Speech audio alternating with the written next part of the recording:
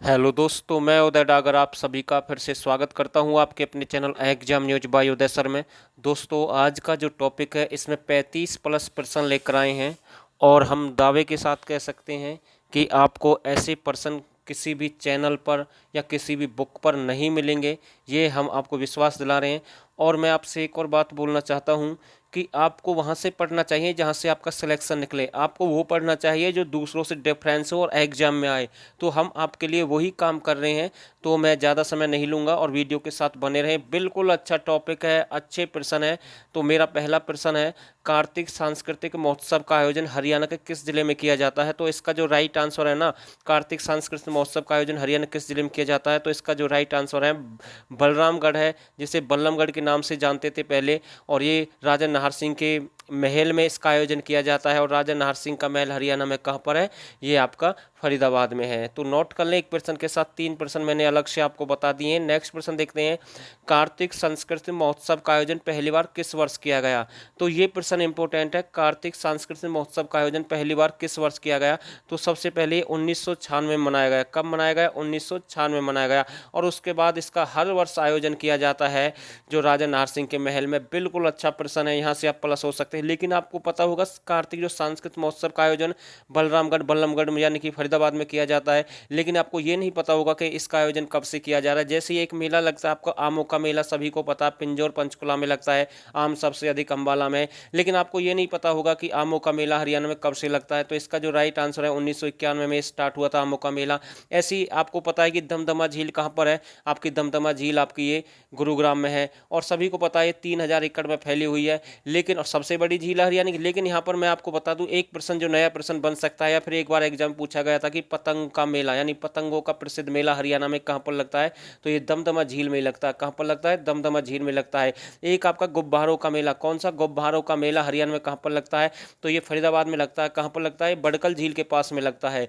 तो ऐसे प्रश्न पढ़ने चाहिए, तभी हम आपसे कहते हैं कि अच्छा पढ़ें, तभी सिलेक्शन होता है। और मैं आपसे फिर विश्वास के साथ कह रहा हूं, अगर किसी भाई को पेड बैच चाहिए, हम वहां पर ऐसे ही प्रश्न कवर करा रहे हैं। मेरे पास हजारों की संख्या में ऐसे प्रश्न है अच्छे लेवल के जो एग्जाम में बार बार पूछे जा रहे हैं, आपको किसी चैनल या बुक पर नहीं मिलेंगे। हम दावे के साथ कह रहे हैं आपसे। तो हम वही कवर करा रहे हैं वहां पर। और टॉपिक के हिसाब से कवर करा रहे हैं। उसकी ज़्यादा फीस नहीं है, मात्र 199 रुपये फीस है। और फुल कंप्लीट करके देंगे आपकी हरियाणा जी के। इसके बाद आपको कोई पे नहीं करना है। इसमें आपको करंट अफेयर भी दी जाएगी, इसमें आपको हरियाणा के टॉपिक वाइज पीडीएफ भी दी जाएगी, और इसमें आपका ऑनलाइन एक वीक में टेस्ट भी होता है। तो मतलब सारा कंप्लीट है। तो जिस भाई को चाहिए, स्क्रीन पर नंबर है, अभी इसके बारे में जानकारी ले सकते हैं और हमारे साथ जुड़ सकते हैं। अभी पेड बैच स्टार्ट हुआ, ज़्यादा समय नहीं हुआ, और जल्दी से इसे सब्सक्राइब कर लें और दूसरे कैंडिडेट से ज़्यादा आप इसका फायदा उठा सकते हैं और आपका सिलेक्शन निकल सकता है। अगला प्रश्न देखते हैं, हरियाणा के किस महल में एक सुरंग है? तो बिल्कुल अच्छा प्रश्न, हरियाणा के किस महल में एक सुरंग है? तो इसका जो राइट आंसर है शीश महल में एक सुरंग है। कौन कहाँ पर है? शीश महल में एक सुरंग है। और शीश महल आपका कहाँ पर है? फर्रुखनगर। थोड़ी सी जानकारी देता हूँ फर्रुखनगर की। प्राचीन समय में यहाँ पर ना नमक का जो व्यापार था, यानी कि नमक उद्योग काफी प्रसिद्ध था। किसका? फर्रुखनगर का। और यहाँ पर एक रेलवे लाइन भी बिछाई गई थी उसी को देखते हुए। कहाँ पर? शीश महल फर्रुखनगर में, नमक उद्योग को देखते हुए। ये प्रश्न भी एग्जाम में पूछा गया था। अगला प्रश्न देखते हैं, शीश महल फर्रुखनगर कैसी ईंटों और पत्थरों से बना हुआ है? देखो, शीश महल फर्रुखनगर कैसी ईंटों और पत्थरों से बना हुआ है? ये बलुआ पत्थर इंपोर्टेंट है, और लाखोरी ईंटों से बना हुआ है। बलुआ पत्थर और लाखोरी ईंटों से बना हुआ। कौन सा? शीश महल। और कहाँ पर है? फर्रुखनगर में है।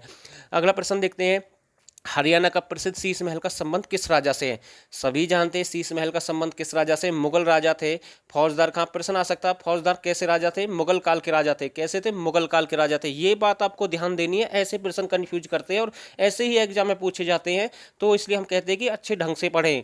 गदर शहीदों की याद में एक स्मारक किस महल में बनाई गई है? देखो, मैं आपको बताता हूँ, गदर शहीदों की स्मारक कहाँ पर बनाई गई? शीश महल में बनाई गई है।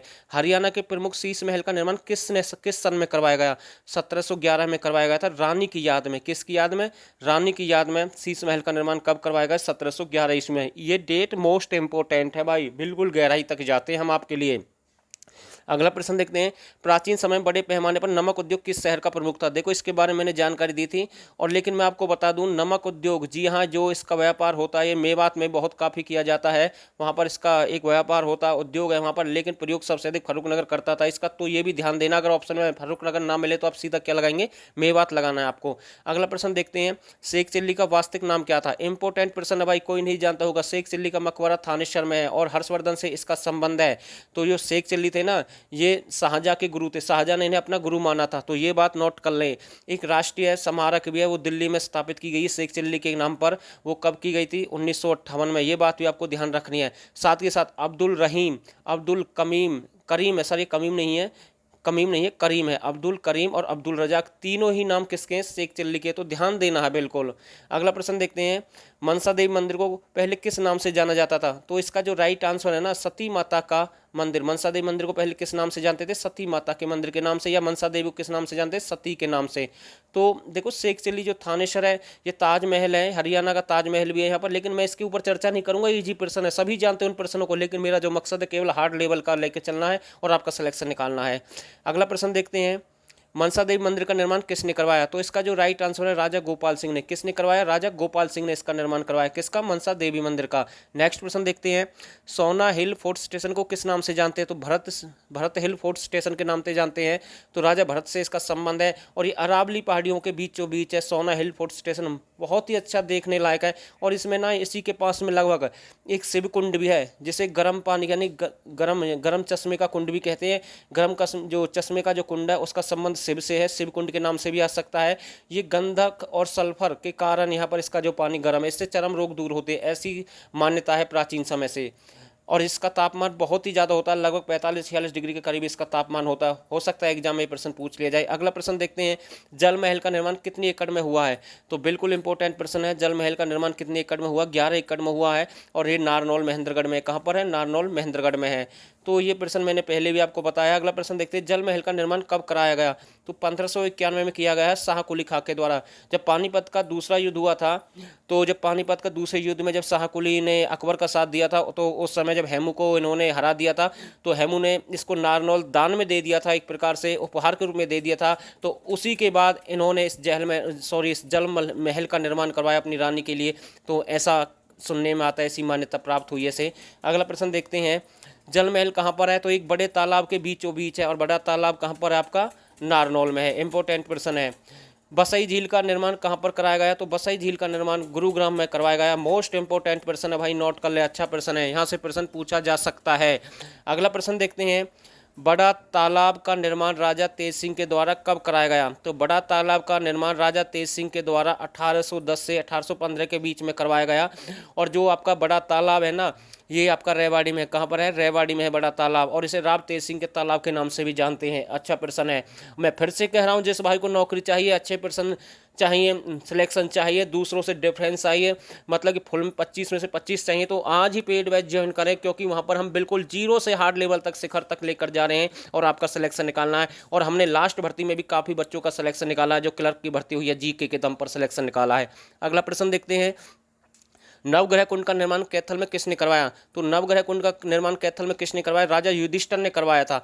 तो मैं आपको बता दूं, नवग्रह जो कुंड है उनका संबंध किससे है? जो महाभारत के युद्ध में मारे गए थे सैनिकों, उनकी शांति के लिए इनका निर्माण करवाया गया। नवग्रह कुंड कहाँ पर है? कैथल में। लेकिन मैं आपको एक प्रश्न और बता रहा हूँ, नवग्रह कुंड वाटिका बनाई जा रही है, नया प्रश्न आ सकता है करंट का, ये कहाँ पर बनाई जा रही है? हिसार के अंदर बनाई जा रही है, ये प्रश्न भी मैं आपको बता रहा हूँ।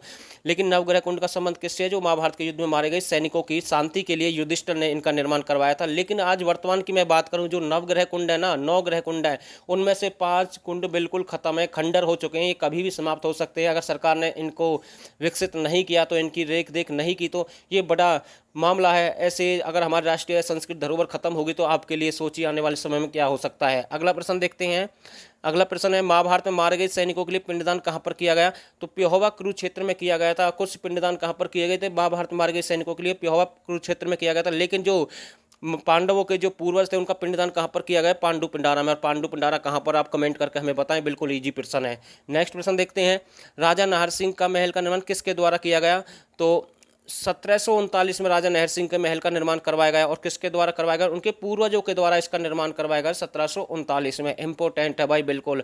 1591 में तो आपका जल महल बना था, सॉरी। अगला प्रश्न देखते हैं, राजा नाहर सिंह के महल में संस्कृत उत्सव का आयोजन किस महीने में किया जाता है? ये प्रश्न मोस्ट इंपोर्टेंट है। राजा नाहर सिंह के महल में सांस्कृतिक उत्सव का आयोजन कब किया जाता है? तो नवंबर महीने में किया जाता है। 1996 में शुरू किया गया था।